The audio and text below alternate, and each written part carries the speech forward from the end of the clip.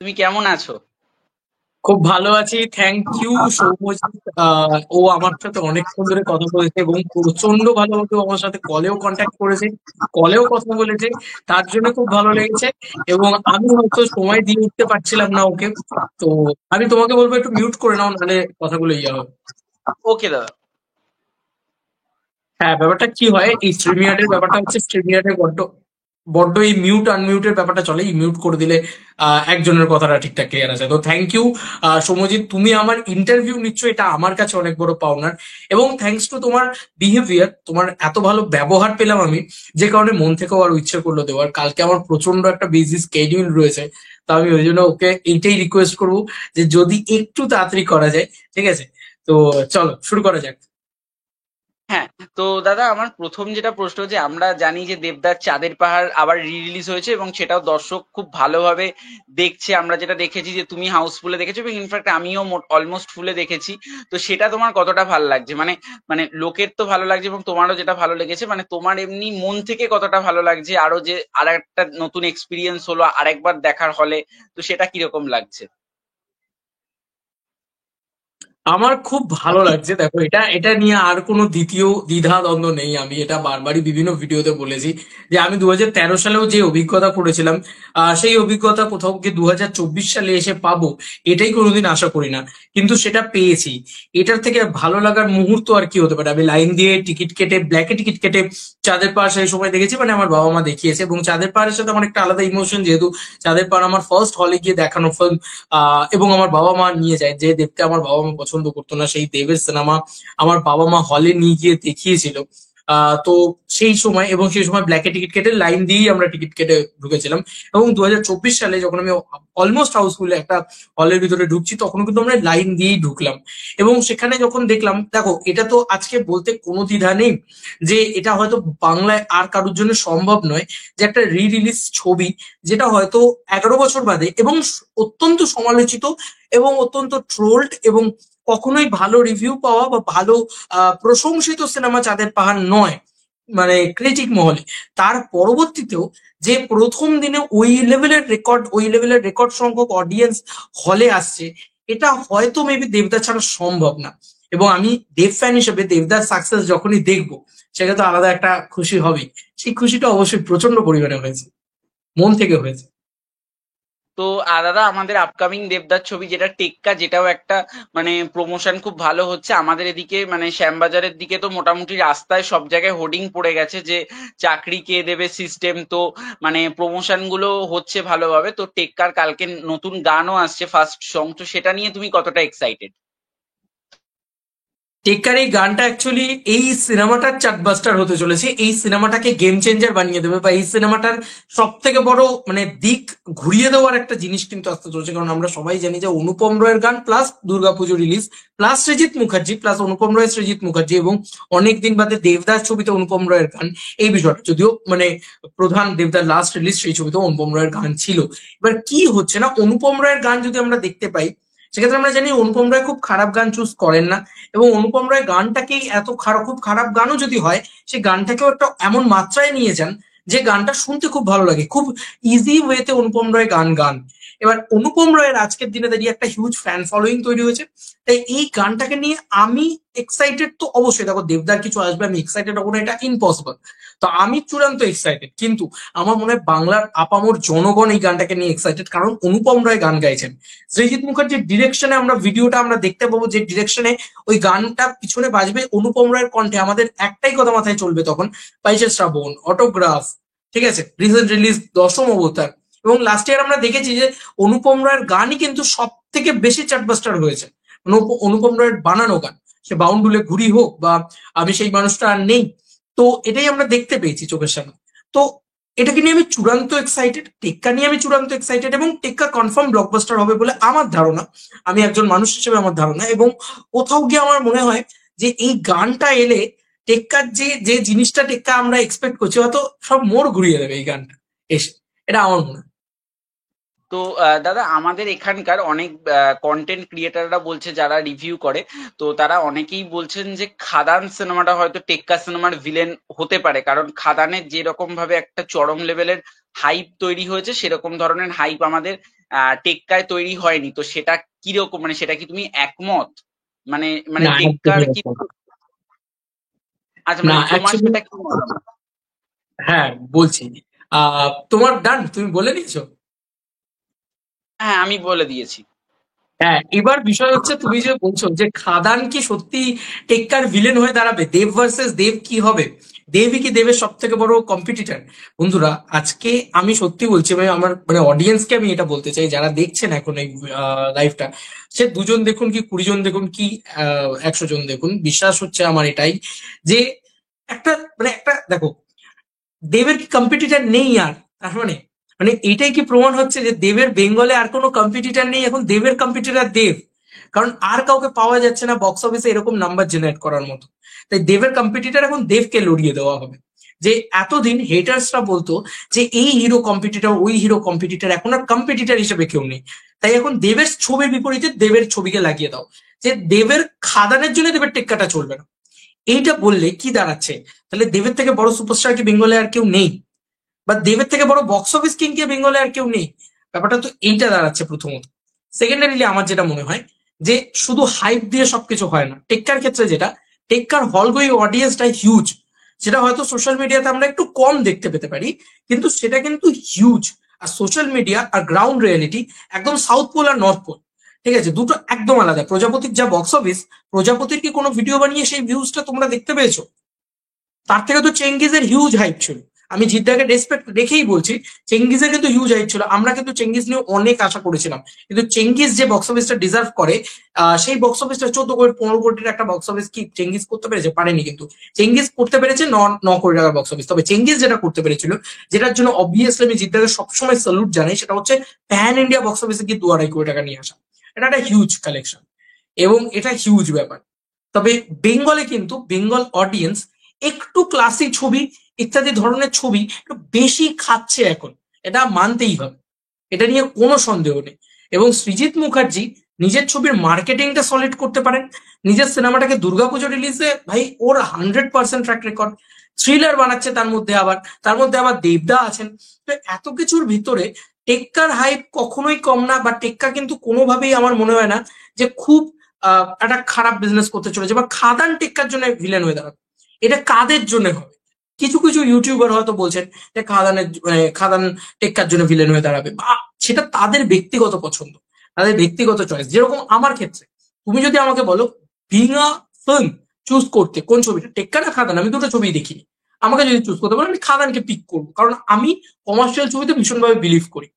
এইটা আলাদা বিষয়, এইটা আলাদা বিষয়। এবং সেক্ষেত্রে হয়তো যারা যারা বলছেন তাদের ওই খাদানের বিষয়টা, ওফ মাই গড কি কমার্শিয়াল ছবি বানিয়েছে, কি হাইপ, কি ক্রেজ, কি জিনিসপত্র দেখিয়েছে, কিন্তু তার মানে সব সিনেমাকে কমার্শিয়াল ছবি হতে হবে, সব সিনেমাকে অ্যাকশন করতে হবে, এরকম কোথাও লেখা নেই। আর অ্যাকশন করলেই, কমার্শিয়াল ছবি করলেই সেটাই যে একদম বিশাল ব্যবসা করতে হবে, এমনও কোথাও লেখা নেই, তাই না?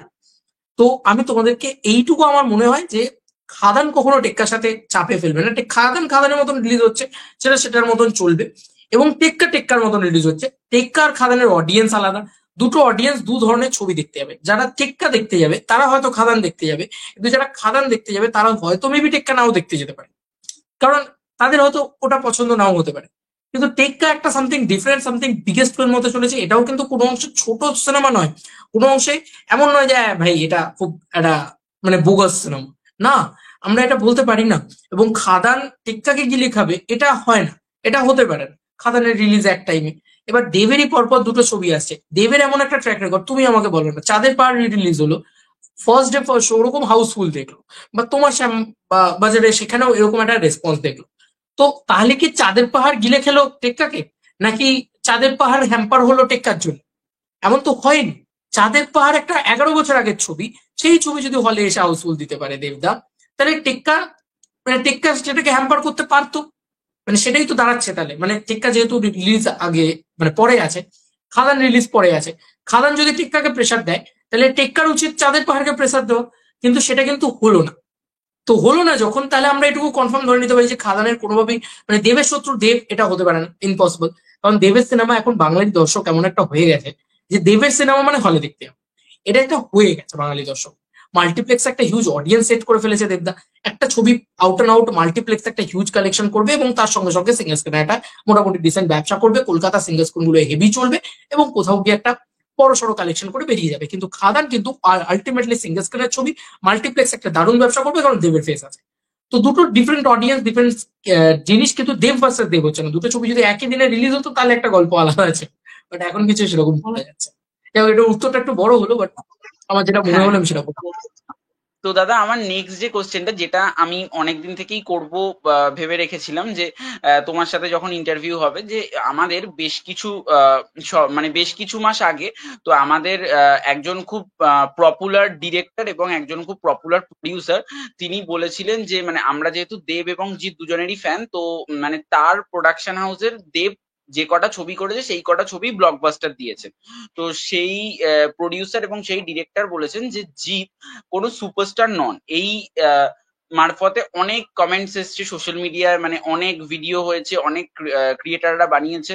তো তুমি এটাতে কি বলতে চাও? মানে মানে তারা বলতে চাইছেন যে জিতের এখন হাউসফুল দেওয়ার ক্ষমতা নেই, বাট আমরা দেখেছি বুমেরাং এ সেটা একদমই নয়, বুমেরাং কাঁপিয়ে চলেছিল অনেক জায়গায়। তো সেটাতে তুমি কি বলতে চাও? দেখো, জিদ্দা না এমন একটা মানুষ, সে না কাউকে অ্যাকচুয়ালি, এই মানুষটা না বস। এই মানুষটার যদি সংজ্ঞা দেওয়া হয়, এই মানুষটা বস। এই মানুষটা কাউকে তোয়াক্কা করে না। ভাই, বেঙ্গলি অডিয়েন্স এখন যে ধরনের ছবি দেখছেন আর ইয়াং জেনারেশন যে ধরনের ছবিকে একসেপ্ট করছে, সেটার থেকে একটা জিনিস বোঝা যাচ্ছে যে বেঙ্গলে কমার্শিয়াল সিনেমার কিন্তু চাহিদাটা অনেকটা কমেছে। সেই বাজারে দাঁড়িয়েও 6.5 কোটি টাকার প্লাস বক্স অফিস কালেকশন চেঙ্গিজই এনে দিয়েছিল, জিদ্দাই এনে দিয়েছিল। এবার এই প্রযোজনা সংস্থা, এই প্রডিউসার্স, তারা যেটা বলেছে, ডিরেক্টর তো আগে থেকেই বেরিয়ে গিয়েছে। ডিরেক্টরকে যখন রাখা হয়েছিল এই পুরো বিষয়টা, ডিরেক্টর কিন্তু পরবর্তীতে একটা ইন্টারভিউ দিয়ে বলে দিয়েছে যে আমি এ ধরনের কোনো মন্তব্যকে স্বীকৃতি দিচ্ছি না এবং আমি এটাকে সমর্থন করছি না। এটা ডিরেক্টর বলে দিয়েছে, আমি নাম নিচ্ছি না কারণ। তবে সেই প্রযোজনা সংস্থার প্রডিউসার তিনি যখন বলছেন যে হিট দেওয়ার ক্ষমতা নেই বা হাউসফুল দেওয়ার ক্ষমতা নেই, তাহলে ফর ইওর কাইন্ড ইনফরমেশন, তখনই আমি সেই ভিডিওতে বলেছিলাম যে সেই প্রযোজনা সংস্থাকেই বলেছিলাম তারা যে যে হলগুলোর নাম নিচ্ছে, লাইক স্টার, নবীনা বা প্রিয়া। প্রিয়াতে বোধহয় চেঙ্গিজ আসেনি, কিন্তু স্টার, নবীনা, অশোকা এই তো যে হল, এসেছিল, অশোকা।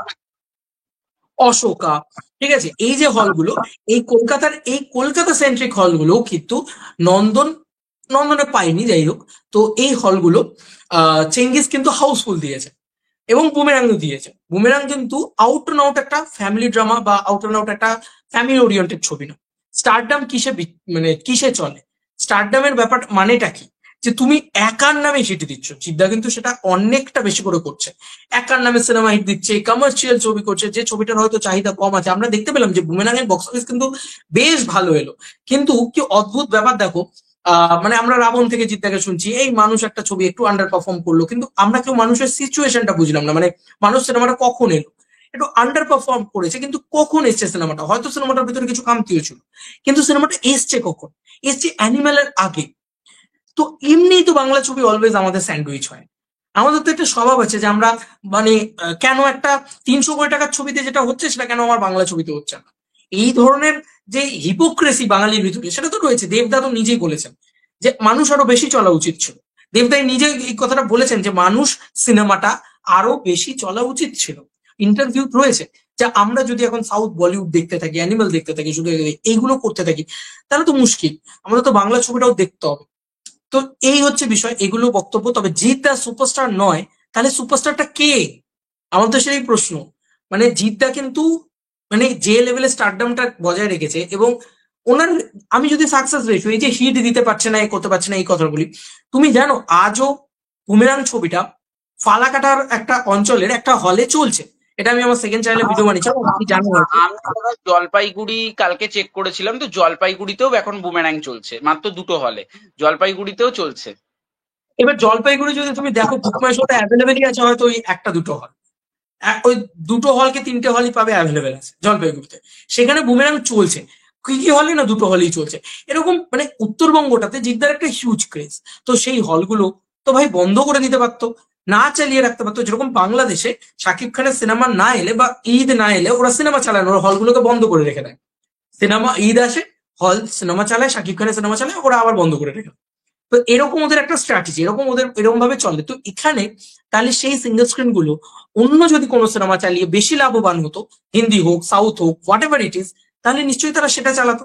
তাহলে এই জায়গাগুলো কে হাউসফুল দেবে? এবার এই প্রডিউসারকে জিজ্ঞেস করা উচিত যে আপনি কি ফালাকাটায় হাউসফুল দিতে পারেন? আপনি কি নিউ সিনেমা শিলিগুড়িতে আপনার সিনেমা রিলিজ হয়?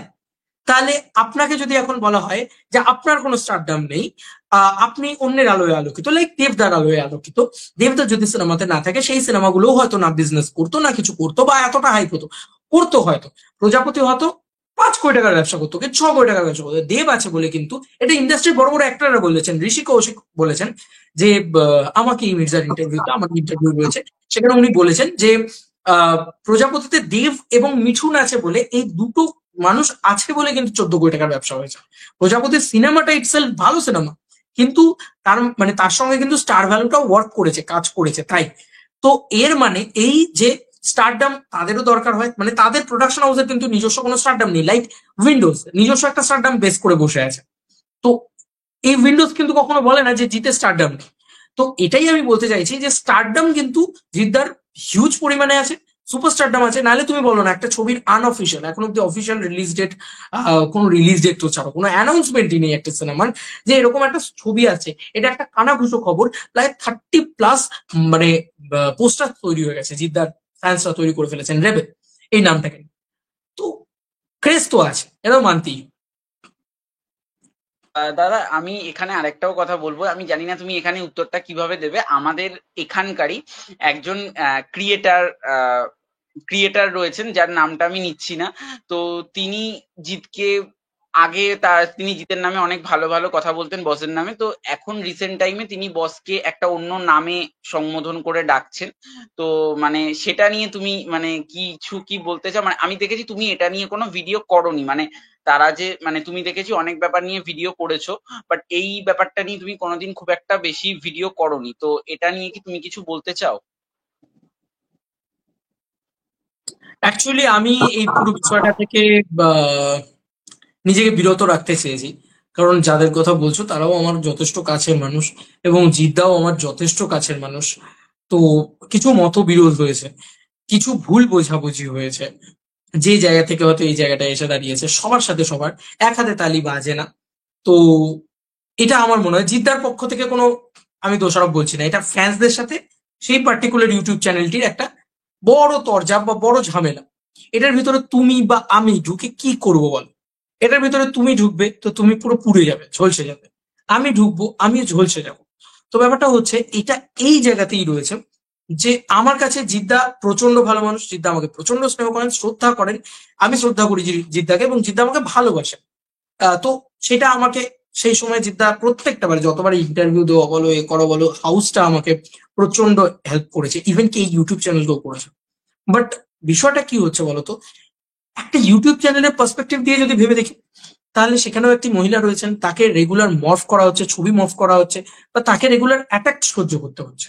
এটাও যেরকম একটা কষ্টকর, এটাও যেরকম একটা পেনফুল তার হাজবেন্ডের কাছে বা তার কাছে, সেরকম আবার এটাও পেনফুল সেই ফ্যান্সদের কাছে, তারা যখন মানে জাস্ট পাত্তা দিচ্ছে না, বা জাস্ট আর কোনো কথাই নয়, বা এই বিষয়ে উঠছেই না, তখনও তার সুপারস্টারকে যদি তুমি ছোট করো, ফ্লপ বলো, লাইক আমি নামটা নিচ্ছি না, সে ধরনের নাম ইউজ করা হোক, বা হয়তো যে কোনো পজিশন, লাইক শাকিব খানের কোনো সাকসেসকে টেনে এনে সেখানে যদি বলা হয় যে জিদ্দার সাকসেস কোথায়, বা দেবদার কোনো সাকসেসকে টেনে এনে যদি বলা হয় জিদ্দার সাকসেস কোথায়, বা মাল্টিপ্লেক্স কালেকশন তো এই, তো এইটা যদি বারবার বলা হয়, তাহলে কিন্তু এই ফ্যানগুলোরও রেগে যাচ্ছে, এদেরও আবেগে আঘাত হচ্ছে।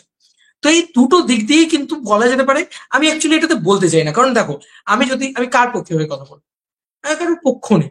এবং যে ঘটনাটা ঘটে তাদের সাথে, সেটা যদি আমার সাথে ঘটতো, আমি সত্যি বলছি আমি ভেঙে পড়তাম, আমি প্রচন্ড ভেঙে পড়তাম। একটা ঘটনা ঘটেছে, সেটাকে আমি ডিসক্লোজ করতে চাই না অন ক্যামেরা, বাট সেটাকে ফ্যান্সরা একটা অন্যরকম চোখে দেখে। এবং সেটা মানে আমি এটা সোশ্যাল মিডিয়া বুলিং বা সেটা নিয়ে বলছি না, যেটা হয়েছে আর কি, সেটাকে ফ্যান্সরা ভাবে যে দেখো এটাই বোধহয় সত্যি, যে এটাই হয়েছে, এবং তারা তাদের মতন করে ইন্টারপ্রেট করে। কিন্তু আমি স্বচক্ষে দেখেছি এবং আমার সঙ্গে যে ইউটিউবাররা ছিলেন, তার ভিতরে আমি কারো নাম নিতে চাই না, তারাও দেখেছেন। তো ব্যাপারটা কি বলতো, খুব পেনফুল। এরকম একটা ঘটনা ঘটলে ভীষণ পেনফুল ব্যাপারটা। তো তারপরে সেই স্টারকে ভুল বোঝাটা কিন্তু খুব খুব একটা জায়গা। এবং যেহেতু এই পুরো বিষয়টার একটা শাকিব খানের ফ্যান বেসের সাথে জিদ্দার ফ্যান বেসের একটা ঝামেলা লেগে থাকে অলওয়েজ, বা একটা ভার্সেস লেগে থাকে। কেন লেগে থাকে আমি জানি না, দেবদার সাথে জিদ্দার ফ্যান বেসের তো ঝামেলা লেগে থাকে, কেন লেগে থাকে কেউ জানে না। সেরকম শাকিব খানের সাথেও লেগে থাকে। তো জানি না ভাই, মানে আমি বলতে পারবো না যে আহ, মানে এটা ঝামেলাটা লেগে থাকে বলে হয়তো তাদের মাথায় আরো বেশি করে মনে হচ্ছে যে কেন আমাকে অন্য কেউ তো এরকম অপমান করেনি, বা অন্য কেউ তো এরকম এরকম মানে হয়নি আর কি, এরকম অপমান করেনি না, সরি আমি আমার শব্দ চয়নে ভুল করলাম। অন্য কেউ হয়তো আমাকে এরকম ভাবে মানে এরকম ঘটনা ঘটেনি অন্য কেউ কেউ যখন অন্য কোনো সুপারস্টার যখন করেছে। এইগুলোই আর কি, মানে এই ঘটনাটা খুব সেন্সিটিভ একটা টপিক। তবে আমি অলওয়েজ বলি যে কাউকে ছবি মর্ফ করা বা কারুর মানে কারোর সাথে এই ব্যবহারটা করা, সেটা কিন্তু ঘোরতর অন্যায়। এবং সেটা একটা উজ্জ্বল রাখলাম ভাষাটা, ততটাই এটা মানে ততটাই বুঝতেই পারছো এখনকার যে সিচুয়েশন সেই অনুযায়ী দাঁড়িয়ে একটা মহিলাকে খুবই কুরুচিকর ভাবে উপদেশ মানে প্রদর্শন করা আর কি, সেটা খুবই খারাপ। সেটা আমার নজরে খুবই খারাপ এবং সেটাকে আমি কখনোই সমর্থন করি না। এবং আমি এটাকেও সমর্থন করি না যে একজন সুপারস্টারকে আমরা ব্যাশ করে যাব কন্টিনিউয়াসলি।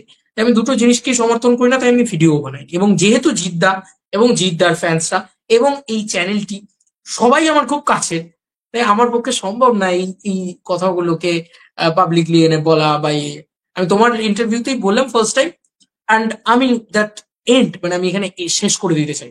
আমি চাই না যে আমি এটাকে নিয়ে বানিয়ে যাই ভিডিও, মানে এক দলকে সাপোর্ট করলে আরেক দল বলবে, আরেক দলকে সাপোর্ট করলে আরেক দল বলবে। আমি চাই না এই সব কিছু।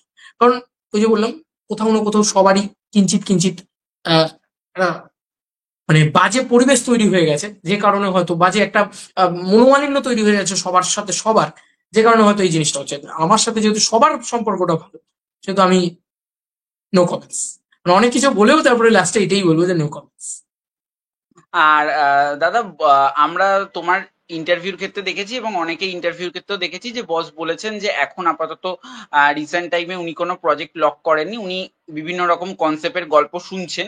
তো ওনার যে খাকি দা বেঙ্গল চ্যাপ্টার যে ছবিটা আসবে, তো সেই ছবিটার পর উনি সবকিছু ডিসাইড করবে। বাট দাদা, খাকি দা বেঙ্গল চ্যাপ্টার যদি এই মানে জানুয়ারির মধ্যে না ঢোকে, তাহলে কি আমরা এবার ঈদে কি জিদ্দাকে পাবো না? দেখো, আমি তো হাউসে চাকরি করি না, আমি তো এটা বলতে পারি না যে জিদ্দাকে ঈদে পাবো কি পাবো না। ফ্যান্স হিসেবে যদি বলো বা একজন ক্রিয়েটার হিসেবে যদি বলো বা যার যে যেভাবে হিসেবে হোক বা জিদ্দার শুভাকাঙ্ক্ষী হিসেবে, আমি চাই যেন জিদ্দাকে পাওয়া যায়। ঠিক আছে, মানে আমি এটা মনে প্রাণে চাই যেন জিদ্দাকে ঈদ 2025-এ পাওয়া যায়, রেবেলের মতন ছবি দিয়ে পাওয়া যায়, জিকো জুটি ফিরে আসে। এগুলো তো আমাদের চাহিদা, ছোটবেলা থেকে তো এগুলোই চেয়ে এসেছি। কিন্তু এবার দেখো, এখন একটা খবর, উড়ো খবর এসছে যে এরকম একটা রেবেলের মতন ছবি বা জিদ্দার লক করেছেন, এরকম বিভিন্ন পেজ থেকে উঠে এসছে। এবার তারা অনেকেই বলতে পারে তারা ফেক নিউজ দিচ্ছেন, কেউ তো জানে না যে তারা ফেক নিউজ দিচ্ছেন না সত্যি নিউজ দিচ্ছেন। আর ইনসাইডার আপডেট এই জিনিসটা খুব সাংঘাতিক। ইনসাইডার কার? যারা এই সমস্ত স্টারসদের সাথে ওঠা বসা করেন বা খুব কাছে থাকে। এই যে আমরা বলি না, আমি বলি না ইনসাইডার আপডেট, আমি দেখলাম কিছু ইউটিউব চ্যানেল আছেন যারা খুবই ছোটভাবে শুরু করছেন, তারা বলছেন এই ইনসাইডার আপডেটের সোর্সটাকে বলে দিতে। ভাই, সোর্স কোনোদিন তুমি দেখেছো কোনো গোয়েন্দা তার সোর্স বলে দেয়? সোর্স কোনোদিন কেউ বলে না। সোর্স, এটা এটা একটা খুব ভয়ঙ্কর ব্যাপার। কারণ আমরা হয়তো 10টা ইনসাইডার আপডেট বার করলাম, তার ভিতরে হয়তো 5টা লাগলো, 6টা লাগলো, বাকি হয়তো 4টে লাগলো না। এবার যেখান থেকে লাগলো না, কারা কারা সেই না লাগা আপডেট গুলো দিয়েছিল সেগুলোকে আমরা ডিকোড করে নিলাম। দেন তারপরে আমরা বলে দিলাম যে না ভাই, এদেরকে তো আউট, এদের থেকে আর আপডেট নেবো না। এরকম ইন্ডাস্ট্রিতে অনেক মানুষজন আছেন, দীর্ঘদিন ধরে কাজ করলে কি হয়, অনেক মানুষজনের সাথে আলাপ তৈরি হয়, বিভিন্ন ভাব জমাতে জমাতে কিছু খবর জানা যায়। এবং কিছু কিছু মানুষ তো আছেন যারা বলে বা এমন এমন মানে এমন এমন সমস্ত জিনিসপত্র দেখিয়েও আমাদেরকে মানে রীতিমতো বলে রাখেন। মানে আমি এরকম অনেক কিছু আছে যেগুলো আপকামিং আসবে, সেগুলো তো দেখে বসে আছি। ঠিক আছে, আমি এখন দেখে বসে আছি সেগুলো, না আমি না তোমাকে বলতে পারবো, না আমি পাবলিকলি ক্যামেরার সামনে সেই বিষয়ে কোনো কথা বলতে পারবো। তো এটা একটা কি বলবো মানে এথিক্স এর উপরে পড়ে। এবং তারা আমাদেরকে বলেন যে না, এটা হলে সিনেমাটার ক্ষতি হবে। ইনসাইডার আপডেট তারাই বলেন যে এই আপডেটটা বলে দিতে পারি সেই আপডেটটা কিন্তু কোথাও গিয়ে 90% কনফার্ম আছে, 99% কনফার্ম আছে, এরকম জিনিসপত্র হয়। তো আমরা বিভিন্ন জায়গা থেকে যখন কালেক্ট করি না আপডেট, তখন সেগুলোকে আপডেট করার চেষ্টা করি। দেখো আমাদের তো আর নিউজ পোর্টাল নয়। আজকে যদি আমরা একটা বড় কোনো আহ মানে কি বলবো পত্রিকার তরফ থেকে হই, তাহলে আমরা ডিরেক্ট সেই ডিরেক্টরকে ফোন করব, এবং ডিরেক্টরও সেই পত্রিকাকে সেই খবরটা দেবে, কিন্তু আমাদেরকে দেবে না। স্বাভাবিক, আমরা আমাদের কাছে কোনো ছাপ্পা নেই, আমরা কোনো মানে সো কল্ড জার্নালিস্ট নয়, সো কল্ড কিছু নয়। তো আমাদের তো এইভাবে কি বার করতে হবে, মানে চোরা গুপ্তা ওয়েতে যেভাবে পারি আমরা বার করার চেষ্টা করি। এইটা হচ্ছে মেন বিষয়। এবার যে এই আপডেট দেবে জিদ্দার আপকামিং ছবি ঈদে কি আসবে না আসবে, জিদ্দার খাকি দা বেঙ্গল চ্যাপ্টার কবে আসবে, সেটা জিদ্দার হাতে নেই, সেটা আবার আছে নেটফ্লিক্সের হাতে। ঠিক আছে, সেটা কবে আসবে না আসবে সেটা একটা বিষয়। জিদ্দা কোনো ছবি লক করেছে কি করেনি, জিদ্দা গল্প শুনছে কি শুনছে না, জিদ্দা কি কয়েকদিন সাথে ছবি করছে কিনা, এগুলো একমাত্র যদি সেইভাবে দেখতে হয় তাহলে জিদ্দাই জানতে পারবে। এবার আমাদের কাছে কি করব, মানে তুমি বল, আমরা একটা জায়গায় দাঁড়িয়ে আছি, আমরা আপডেট পাবো কিন্তু আমরা চুপ করে বসে থাকবো? বা আমরা যদি সোশ্যাল মিডিয়াতে একটা ফ্যানমেড পোস্টার, একটা মানে টাইটেল নিয়ে, ধরো টাইগার, জিদ্দার আপকামিং ছবি টাইগার এইটা বলা হলো, দিয়ে তারপরে সেটাকে নিয়ে প্রায় অলমোস্ট দেখতে পাচ্ছ 40টা ফ্যানমেড পোস্টার তৈরি হয়েছে। তাহলে আমাদের মতন চ্যানেল, মানে আমরা বলতে গেলে আমি পার্টিকুলারলি সিঙ্গুলার নাম্বারে চলে আসে, আমি কি করব? আমি কিন্তু ভিডিও বানাবো। কেন বানাবো? কারণ আমি এই মানুষটার ক্রেজ দেখতে পাচ্ছি চোখের সামনে। আমি যখন এত পরিমাণে একটা মানুষের ক্রেজ দেখতে পাচ্ছি, একটা আপকামিং সিনেমা যেটা অ্যানাউন্সমেন্ট, সেই সিনেমা যখন ক্রেজ দেখতে পাচ্ছি, তাহলে আমি কেন ভিডিও বানাবো না? আমার তো কাজ যে একটা মানুষের ক্রেজ তুলে ধরা। এবং অনেকেই বলতে পারে ফ্যান কেটারিং করছে, অনেকে বলতে পারে যে জিনিসটা ইয়ে করছে, ব্যবসা করছে, ভিউজ এর ব্যবসা করছে। তা আমি বলছি, কেউ ধরো চালের ব্যবসা করে, কেউ ধরো চুল কাটার ব্যবসা করে, তারা তো ব্যবসা করে, তারা তো সৎ পথে ব্যবসা করছে। আমি ভিউজ এর ব্যবসা করছি, প্রবলেমটা কি আছে? আমি তো কারোর গলা কেটে ধরে ব্যবসা করছি না, বা আমি কারোর কোনো অন্যায় করে বা কাউকে ঠকিয়ে কাউকে ক্ষতিগ্রস্ত করে কিছু করছি না। তো তাহলে অন্যায় কি আছে? এবং ফ্যান কেটারিং করা কোথায় অন্যায়? মানে এটা কোন আইনত লেখা আছে যে ফ্যান কেটারিং করা খুব অন্যায়?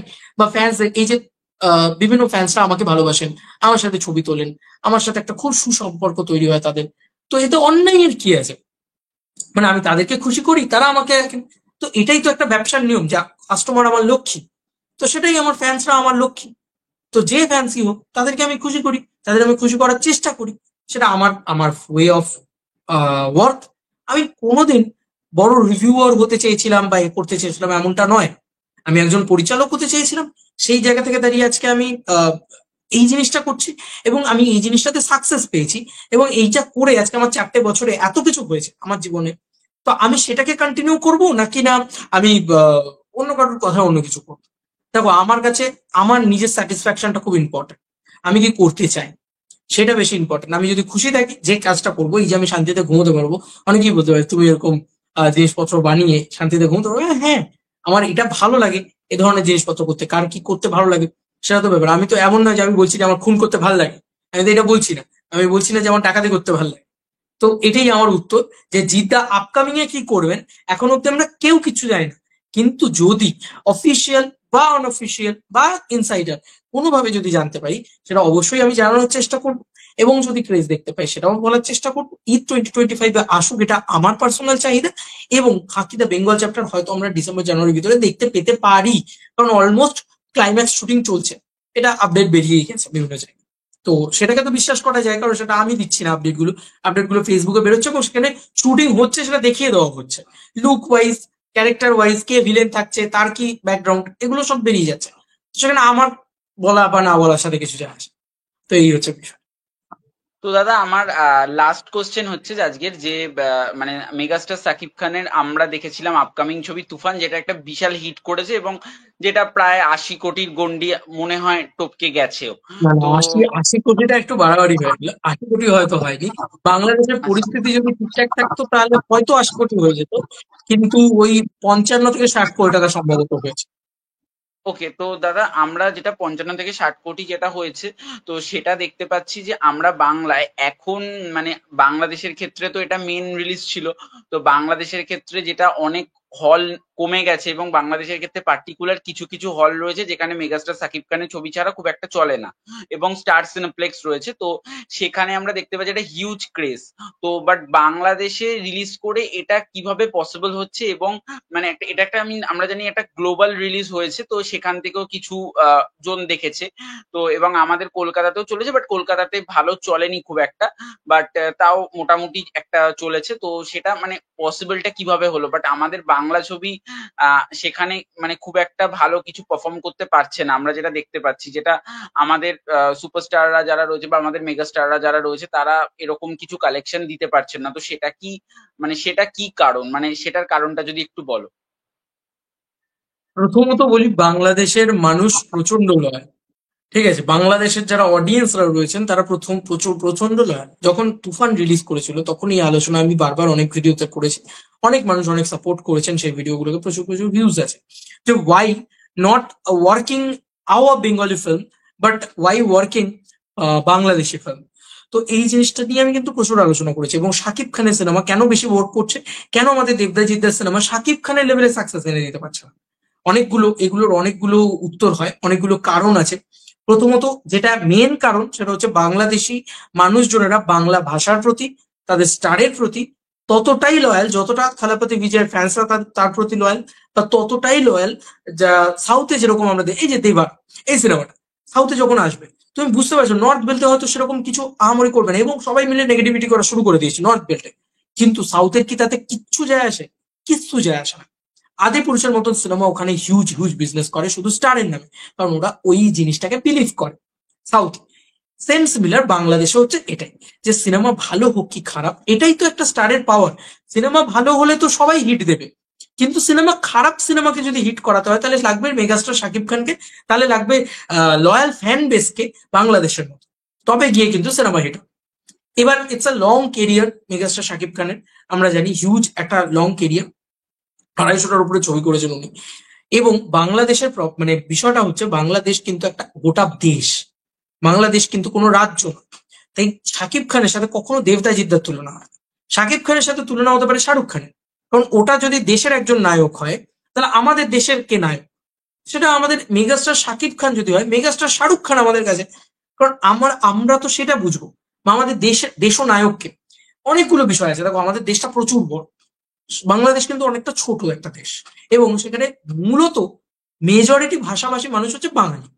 কিন্তু আমাদের ক্ষেত্রে কি, আমাদের হচ্ছে এইটুকু একটা রাজ্য, সেই রাজ্যের ভিতরে এই গুটি কয়েক মানুষ হয়তো বাংলা ভাষা বলেন, সেই রাজ্যের ভিতরে প্রচুর হিন্দুস্তানি আছেন, প্রচুর মারোয়ারি আছেন, বিভিন্ন ভাষার মানুষজনেরা এখানে এসে বসবাস করেন, থাকেন, কাজকর্ম করেন, কলকাতার ভিতরের কথা বলছি। তো ব্যাপারটা হচ্ছে এখানে বোঝা যাচ্ছে যে ব্যাপারটা কতটা ডিফারেন্ট বাংলাদেশের কালচারের সাথে আমাদের কালচার বা আমাদের বিষয়পত্রগুলো। তো বাংলাদেশে একটা সিনেমা সুপারহিট হচ্ছে, একটা সিনেমা ব্লকবাস্টার হচ্ছে, সেই সিনেমা কিন্তু আমাদের এখানে এসে বিজনেস করতে পারছে না। সেই সিনেমা ভালো কি খারাপ সেই প্রসঙ্গে আমি গেলাম। এবার আরেকটা জিনিস হচ্ছে বহিরাগত শক্তির আবির্ভাব। বহিরাগত শক্তির ইন দ্য সেন্স, বাংলাদেশ কিন্তু 300 কোটি টাকার ছবি প্রথম দিনই দেখে নিচ্ছে, বা তাদের সেটা রয়েছে সেরকমটা নয়। বা তারা ওই যে বললাম, তারা যেহেতু লয়াল, তারা তাদের স্টারের প্রতি লয়াল। যদি তুমি 300 কোটি টাকার ছবি নিয়ে চলে যাও, লাইক জওয়ান, জওয়ান সিনেমাটা ওদের ওখানে যায়, ওদের ওখানে বিজনেস করে, তুই করি না। বুঝতে পারছো? জওয়ান আমাদের এখানে কত বিজনেস করে ওয়েস্ট বেঙ্গল বক্স অফিস থেকে? 40 CR। হিসেব বলে 40 কোটি টাকা, যেটা কোনোদিন কোনো বাংলা সিনেমা করতে পারছে না। তো কেন পারছে না? কারণ আমাদের এখানকার, আবার ঘুরে ফিরে একটাই কথা, লয়াল নয় আমাদের এখানকার audience। আমরা এসব বলি না যে শাহরুখ খানের সিনেমা যায় যাক ভার্মে যায়, আমরা দেবের সিনেমা সবার আগে দেখবো, আমরা জিতের সিনেমা সবার আগে দেখবো না, এটা আমরা বলি না। আমরা বলি যে শাহরুখ খানের সিনেমা আগে দেখবো, তারপরে যদি বাংলা সিনেমা দেখতে ইচ্ছে হয় দেখবো, দেখার পরে আমরা চারটে খুঁজবো, কপি খুঁজবো, তারপরে বলবো কোথা থেকে কপি করেছে, কি খারাপ বানিয়েছে, এই সিনেমাটা আমাকে এই জায়গাটা মজা দিতে পারলো না ওই জায়গায়। এটা কিন্তু বাংলাদেশ করে না। তুমি দেখো বাংলাদেশে প্রিয়তম সিনেমাটার বক্স অফিসের কথাই যদি আমরা বলি, প্রিয়তম সিনেমাটা it's not good film. Obviously হ্যাঁ, আমরা যেটা সবাই তুমিও যেটা যখন রিভিউ করেছিলে তখন তুমিও বলেছিলে যে তোমার ওখানে লাস্টের দিকটাই ভাল লেগেছিল, আর মোটামুটি সিনেমার খুব একটা ভালো লাগেনি। তো আমার ক্ষেত্রেও সেম। তো সেটা একটা দারুণ বক্স অফিস দিয়ে এনে দিয়েছে। হ্যাঁ, আমরা শাকিব খানের, আমি আমি নিজে বলছি, আমি শাকিব খানের হিউজ ফ্যান কেটারিং করেছি, আমার কোনো অসুবিধা নেই বলতে, এটা দ্বিধাদ্বন্দ্ব নেই বলতে। আমি অনেস্টলি যেটা হয় সেটা আমি বলার চেষ্টা করি। শাকিব খানের ফ্যান কেটারিং করেছি, এর জন্য আমার কোনো আপত্তি নেই। আমি ইন ফিউচারে এলে অবশ্যই করব।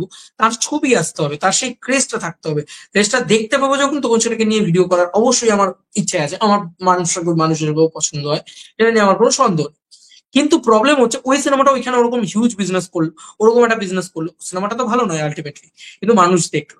কার জন্য দেখলো? শাকিব খানের জন্য দেখলো। তার মানে কি ওখানকার অডিয়েন্স শাকিব খানের জন্য লয়াল? এখানে কিন্তু বক্তব্যটা আসছে না যে শাকিব খানের হিউজ স্টারডাম আছে, দেবদা জিদ্দার নেই। দেবদা জিদ্দাকে লড়াই করতে হচ্ছে কাকে? এই যে জিদ্দার মানুষ ছবিটাকে যদি আমি বলি, অ্যানিমাল রিলিজ হবে, এখানে অ্যানিমাল নিয়ে প্রমোশন হচ্ছে।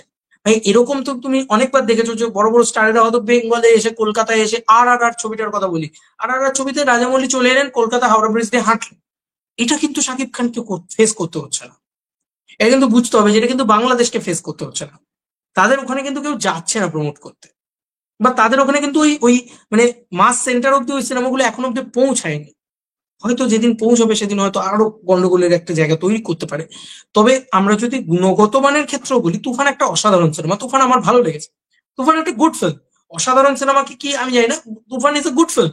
শাকিব খানের জীবনের সব থেকে শ্রেষ্ঠ সিনেমা, এটা আমি নিজে দেখে বলছি। আমি যত সিনেমা দেখেছি বেস্ট ফিল্ম। আমার বেশ ভালো লেগেছে তুফান ছবিটা, ইভেন কি আমি যখন ওটিটি রিলিজ হয়েছে তখনও দেখেছি। এগুলো হচ্ছে মূলত কারণ, জানো তো, ইন্ডিয়া আর বাংলাদেশের ভিতরে অনেকটা ডিফারেন্স আছে। বাংলাদেশ একটা বাংলাদেশ, একটা গোটা দেশটায় বাংলা কথা বলছে, একটা ইন্ডাস্ট্রি, সেটা গোটা দেশের ইন্ডাস্ট্রি হচ্ছে একটা বাংলা ইন্ডাস্ট্রি। এবং ওদের ওখানে ওদের ইন্ডাস্ট্রি মানে গোটা দেশের ইন্ডাস্ট্রি মানে বাংলা ইন্ডাস্ট্রি। ধরো বলিউড কি কোনোদিন এতটা ডাউনফল দেখবে? কিন্তু আমাদের দেশে দেখো, ওখানে কিন্তু শাকিব খান একা রয়েছেন, একটা দেশের সুপারস্টার। তো আমাদের দেশে দেখো, একটা যদি আমি আমি যদি শুধু সাউথের কথায় চলে আসি, সেখানে তুমি দেখবে বিজয় দেবরকোন্ডাকে পেয়ে যাচ্ছ, এনটিআর কে পেয়ে যাচ্ছ, রামচরণকে পেয়ে যাচ্ছ, আল্লু অর্জুনকে পেয়ে যাচ্ছ, মহেশ বাবুকে পেয়ে যাচ্ছ। আমি শুধু তেলেগুর কথা বলছি। তামিলে যদি চলে যাই, থালাপতি বিজয়কে পেয়ে যাচ্ছ, থালা অজিতকে পেয়ে যাচ্ছ, ধনুষকে পেয়ে যাচ্ছ। এত স্টার শুধু তামিলে, তারা star, they are not not only কি বলবো, just just actor, they are star, they are biggest name. তো আমরা যদি বেঙ্গলে আসি, সেরকম দেবদা, জিদ্দা, অঙ্কুশ দা, এদেরকে পেয়ে যাবো। আবার আমরা হ্যাঁ, যদি বম্বে যাই, আমাদের সেখানেও কিন্তু আমাদের এরকম কম। বাংলায় তো প্রসেনজিৎ, জিৎ দেব, এদের পরে আর কোনো সুপারস্টার বা মেগাস্টার কেউ আসেইনি। না, কিন্তু বাংলাদেশের ক্ষেত্রেও দেখো, সেখানেও কিন্তু শাকিব খানের পরে আর কেউ আসে। শাকিব খানই কিন্তু লাস্ট। সে এখানে যেরকম লাস্ট সুপারস্টার দেবদা, ওখানে শাকিব খান লাস্ট সুপারস্টার। তো এবার বিষয়টা হচ্ছে, একটা শাকিব খান একা রয়েছেন, সেটা সেটা একা রয়েছেন ওখানে। আর এখানে তুমি ভাবো, একটা দেবদাকে লড়তে হচ্ছে আল্লু অর্জুনের সাথে, অ্যাট দ্য সেম টাইম লড়তে হচ্ছে এনটিআর এর সাথে, অ্যাট দ্য সেম টাইম লড়তে হচ্ছে রামচরণের সাথে, মহেশ বাবুর সাথে, সবার সাথে, আর শাহরুখ খানের সাথে, সালমান খানের সাথে, আমির খানের সাথে, সবার সাথে লড়তে হচ্ছে। এবং কি অদ্ভুত ব্যাপার দেখো, শাকিব খানকে যখন লড়তে হচ্ছে, তার কাউকে লড়তে হচ্ছে না, কারণ সে কিং, সে বাদশাহ, সে টপে বসে আছে, একটা দেশের বাদশাহ হয়ে বসে আছে। তার ছবি সব থেকে হাই বাজেট ছবি হয় দেশের ভিতরে, বাংলাদেশের ভিতরে। কিন্তু তুমি অদ্ভুত ব্যাপার দেখো, আমাদের এখানে হাই বাজেট ছবির নামে 700-800 কোটি টাকার ছবিও হচ্ছে। It's huge. এবার 700 কোটি টাকার ছবি মানুষ 100-150 টাকা দিয়ে দেখতে যাচ্ছে, এটা লোকে দেখতে পাচ্ছে। আবার আমাদের ছবি ভাই বানানোই হচ্ছে 1.5 কোটি 2 কোটি দিয়ে। আমাদের বাজেট নেই, আমরা কি করব? সিচুয়েশন কিন্তু আলাদা। আমাদের রাজ্যে কিন্তু ওই ব্যবসাটা। আর যদি ফাইনালি একটা কথা বলতে চাই, যেহেতু বলা হচ্ছে যে শাকিব খানের কালেকশনের মতন কালেকশন কি আমাদের স্টাররা কোনোদিন দিতে পারবে না, বা পারেনি কোনোদিন। বলে রাখি, অ্যামাজন অভিযানের কালেকশন যদি তুমি বাংলাদেশি টাকায় হিসেব করে দেখো, অলমোস্ট বোধ হয় 63 কোটি টাকার কাছাকাছি হয়।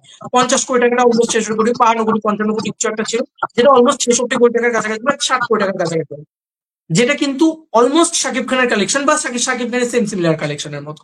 এবং আমাদের এখান থেকে জিদ্দা বাংলাদেশে গিয়ে হিউজ সাকসেস পেয়েছেন, অনেকবার অনেক ছবিতে আহ খুব ভালো চলেওছেন বাংলাদেশে। তো এইটুকু বোঝা হ্যাঁ, যাচ্ছে যে আমাদের বাদশাদা ডন তো স্টারদেরও দম আছে। হিউজ ভাবে ছিল। আমাদের বাংলাদেশে বাদশাদা ডন, বস টু, এগুলো হিউজ রেসপন্স করেছে। হ্যাঁ, তো আমাদের স্টারে দম আছে। তবে আমাদের এখানে একটা লাস্ট যে কথাটা বলে আমি এন্ড করবো আমার বক্তব্যটাকে, আমরা একটা লাগে উড়াধুরা বানাতে পারছি না। আমরা ক্যাওড়ামিটাকে ক্যাচ করতে পারছি না, যেটা বাংলাদেশ সাকসেসফুলি তুফানের মাধ্যমে করেছে, যে কারণে তুফান কিন্তু এতটা সাকসেসফুল। এমন নয় যে তুফান কোনো মাস্টার বেস ফিল্ম, আমি এটা বলছি না। কিন্তু তুফান এতটা সাকসেসফুল কেন? কারণ তুফানে শাকিব খানের যারা দর্শক রয়েছেন, তারা শাকিব খানকে দ্য বিগেস্ট মেগাস্টার হিসেবে পেয়েছেন। যে তুফান কোন মানুষ নয়, সেটা রাক্ষস। এই যে জিনিসটা, এবং লাগে ওরা ধরে দুষ্টু কোকিল। তুমি বলো না, আমাদের এখানেও তো গানগুলো বাজছে। গান ভালো হলে সব, যে কোনো ভাষার গান যে কোনো জায়গায় বাজবে, এটা আমার মনে হয়। তো গান ভালো হতে হবে, অ্যাটলিস্ট সিনেমাটাকে হাইপ করতে হবে এবং সেলিং, মানে কিছুটা মার্কেটিং করতে হবে সিনেমাটার ভিতরে। সেটা কিন্তু বাংলাদেশে করেছেন তুফান দিয়ে। তো এখন দেখো, তুফানের যা হাইপ ছিল সেটা কিন্তু দরদের নেই, সেই হাইপটা। এটা কিন্তু মানতে, দরদ বারবার পোস্টপন্ড হচ্ছে, সেটাই তো দরদের নেই। এবার তুফানের মতন ছবি ওরা দেখে ফেলেছে, তুফান 2 নিয়ে হয়তো হাইপ থাকবে, কিন্তু তুফানের মতন যদি এক্স্যাক্টলি আরেকটা রেপ্লিকা বানায় বাংলাদেশে, তাহলে কিন্তু সেটার কিন্তু আর এতটা হাইপ থাকবে না। যেখানে হয়তো শাকিব খান নেই, সেখানে কিন্তু এত হাইপ থাকবে না। তো ব্যাপারটা এটাই, যে মানুষ, বাংলাদেশের মানুষ হয়তো তুফানের মতন সিনেমা আগে কোনোদিন দেখেনি। এটা রায়হান রফি নিজে ইন্টারভিউতে বলেছে যে বাংলাদেশের মানুষ তুফানের মতন সিনেমা এর আগে কোনোদিন দেখেনি। তার ইচ্ছে ছিল যে কেজিএফ বা অ্যানিমালের মতন কিছু একটা ডেলিভার করবে বাংলাদেশের অডিয়েন্সের জন্য, যারা বাংলাদেশের অডিয়েন্স, যারা বাংলা সিনেমাই দেখেন শুধুমাত্র, তারা এ ধরনের ছবি দেখেননি, তাই তাদের কাছে এতটা ভালো লাগছে সিনেমাটা। তো আমাদের ক্ষেত্রে ব্যাপারটা হচ্ছে, আমরা এত পরিমাণে এই ধরনের সিনেমা দেখে ফেলেছি না আমাদের ইন্ডিয়াতে, যে আমাদের কাছে নাথিং নিউ। এবার এটা বাংলাদেশের রাগ হতে পারে যে আমাদের কাছে নাথিং নিউ, আমাদের কাছে নাথিং স্পেশাল। তো কেন আমাদের কাছে নাথিং স্পেশাল, কেন আমরা নেগেটিভিটি করবো? আমি কিন্তু বাংলাদেশের কোনো সিনেমা নেই কোনোদিন কোনোভাবে নেগেটিভিটি করতে পছন্দ করি না, চাইও না। এবং আমি জানি, স্বাভাবিক, তারা তাদের তাদের মূল্যকে যদি আমি খারাপ বলি, তাদেরকে যদি আমি, তাদের সিনেমাকে যদি আমি খারাপ বলি, তারাই বা কেন ছেড়ে দেবে? এই যে একটা কাউয়া বিরিয়ানি শুরু হলো, যে তুফানকে আমরা খাওয়া বিরিয়ানি বললাম, আমরা বললাম না, কিছু পার্টিকুলার পার্সন বললো, তারপরে সেটাকে নিয়ে প্রচুর ইন্ডিয়ান মানুষজনেরা সেটাকে নিয়ে খিল্লি করলো, মজা করলো। বাংলাদেশি বা ছেড়ে দেবে কেন? এখন বাংলাদেশ বলবে আমরা যদি খাওয়া বিরিয়ানি হয় তাহলে তোমাদের আহ বাদর বিরিয়ানি বা এই ধরনের জিনিসপত্র খাদানকে ওরা বলা শুরু করলো। তো এইটা কিন্তু চলতে থাকবে। যদি আমরা না বন্ধ করি, তাহলে কিন্তু আমাদের মতন বিচক্ষণ ব্যক্তিত্বদের বন্ধ করা উচিত এই জিনিসটা। এবং আমাদের এটা বুঝতে হবে, ওটা একটা দেশ, একটা দেশের সুপারস্টারের সাথে কখনো কোনো রাজ্যের সুপারস্টারের তুলনা হয় না। এবং আমাদের ইন্ডাস্ট্রিও যেরকম ঢুকছে, ওদের ইন্ডাস্ট্রিও ঢুকছে, বিশ্বাস করো। শাকিব খানের সিনেমা ছাড়া ওরা, তুমি সেই ঈদটার কথাই চিন্তা করো যে ঈদে তুফান রিলিজ করেছে, শাকিব খানের সিনেমা ছাড়া কোনো সিনেমার কোনো বিজনেস হয়নি। ওরা 4-5 লাখ টাকা বিজনেস করে, ওদের বিজনেসই হয় না সিনেমার। তো সেই জায়গায় দাঁড়িয়ে আমাদের ইন্ডাস্ট্রিও সেম অবস্থা। তো উই আর সেম নাও। তো আমাদেরকে যদি একসাথে কাজ করি, তাহলে আমরা উপরে উঠবো। যদি আমরা মারামারি করি, তাহলে আমরা নিচে নাম। তো আমার এটা পার্সোনালি মনে হয়। তো এটাই আর কি বক্তব্য। থ্যাংক ইউ দাদা, তুমি তোমার টাইম থেকে টাইম দিয়েছো। তো মানে আপাতত টেক্কা রিলিজ, খাদান রিলিজ, ভীষণ এক্সাইটেড। তো তুমি তো দেখবেই ফার্স্ট ডে ফার্স্ট শো একসাথে, মানে আমিও দেখবো। তোমার সাথে দেখাও হতে পারে, কারণ ফার্স্ট ডে ফার্স্ট নিশ্চয়ই। শোই দেখবো। তো তুমি কিছু বলে দাও, মানে ভিডিওটা শেষ করার আগে, বা দর্শকদের, তোমার দর্শকদের। আমার দর্শক বা আমি এই ভিডিওটা, মানে আমি এই ইন্টারভিউটা, আমার যে কোনো কেউ যদি কখনো কেউ ইন্টারভিউ নেয় বা নেবে বলে, তখন আমার ভীষণ ভালো লাগে, আমার নিজের মন থেকে ভালো লাগে। কারণ এটা যে কারণে ভালো লাগার কথা, কিন্তু আমার মনে হয় যে ওয়াও, মানে আমার ইন্টারভিউ কেউ নেবে, এটা আমার কাছে অনেক বড় পাওনা, অনেক বড় ধন্যের বিষয়। এটা আমার কাছে বিশাল বিশাল ভালো লাগার একটা বিষয়। এবং at the same time okay আমি খুব থ্যাঙ্কস জানাবো যে ও আমার ইন্টারভিউটা নিয়েছে। এবং আমি অনেক ওয়েলকাম। প্রাণ খুলে, অনেক ওপেনলি কিছু কথা বলেছি। আর ও খুব ভালো ইন্টারভিউ করেছে। অবভিয়াসলি ওর চ্যানেলটা যদি ভালো লাগে, আমার এই ভিডিওটা এতক্ষণ যদি দেখছো, তাহলে আমার মনে হয় যে তুমি তাহলে আমাকে একটু হলেও পছন্দ করো। আমাকে যদি পছন্দ করো, ওর চ্যানেলটাকে সাবস্ক্রাইব করো। আর যদি ওর চ্যানেলটা ভালো লাগে, প্লিজ একটু চেক আউট করো। যদি ভালো লাগে প্লিজ সাবস্ক্রাইব করো, ছেলেটাকে সাপোর্ট করো, ও খুব ভালো কাজ করছে। ইভেন কি ও ইন্টারভিউটা যেটা করছে একদম সলিড করছে। এখানে ও কন্টেন্টের ভিতরে, ইন্টারভিউর ভিতরে কন্ট্রোভার্সি ঢুকিয়ে দিতে শুরু করে দিয়েছে একদম থেকে। তাই আমি যে ও ভালো ইন্টারভিউয়ার হবে পরবর্তীতে, খুব ভালো ভালো কাজ করুক, আমাদের সবার থেকে ভালো কাজ করুক। এবং best of luck. Thank you দাদা।